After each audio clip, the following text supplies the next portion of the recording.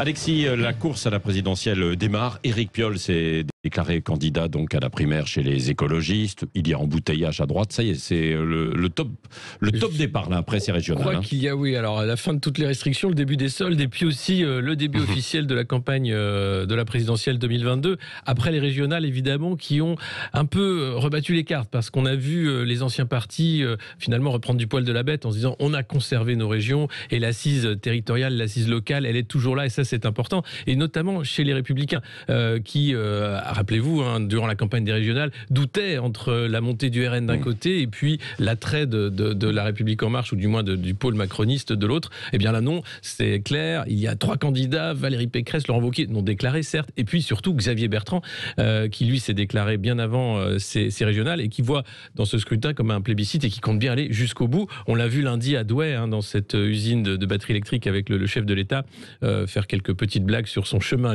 lui, personnel, à l'Élysée. Et puis, à gauche, toujours cette question de l'union de la gauche qui taraude. Que va-t-il se passer? Évidemment, Jean-Luc Mélenchon continue son chemin. Et puis, pour les autres, alors là, c'est la question totale, notamment chez les écologistes. Alors, Éric Piolle, vous venez de le dire, maire de Grenoble, lance sa candidature aujourd'hui.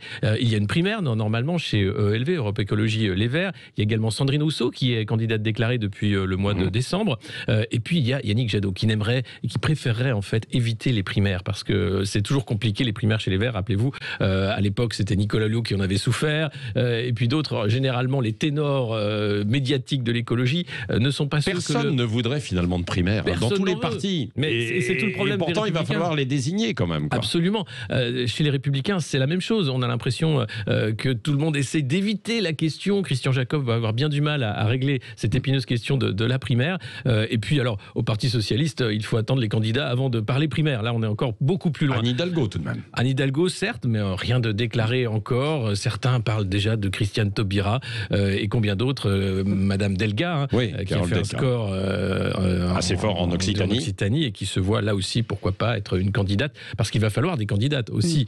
Cette fois-ci, je pense que chaque appareil va présenter... et le Rassemblement national avec Marine Le Pen, puisque ce week-end, il y a le Congrès. C'est où je voulais en venir. Et puis le Rassemblement national qui est très déçu de ces régionales, parce que dans les sondages, il était donné assez haut, avec la région PACA qui aurait pu basculer avec Thierry Mariani. Et là, c'est une déconvenue totale, parce que Marine Le Pen se rend compte que son parti souffre de militants et manque évidemment de votants, puisque le vote populaire est un vote qui ne vote plus. À l'époque où encore les classes les plus populaires votaient en réaction, ou bien le vote colère Rassemblement national, c'est fini. Il y a un rejet total de ce système. Il y a une abstention politique qui est une déconvenue pour le RN. Et en plus, à droite, il y a maintenant un candidat surprise comme Éric Zemmour, avec ses couleurs d'affiche, mais tout du moins toute une base à droite qui est en train de contester le leadership de Marine Le Pen sur son parti. Merci Alexis Poulain. Vous reviendrez tout à l'heure pour le petit déjeuner de l'actualité. Ce sera à 9h moins le quart.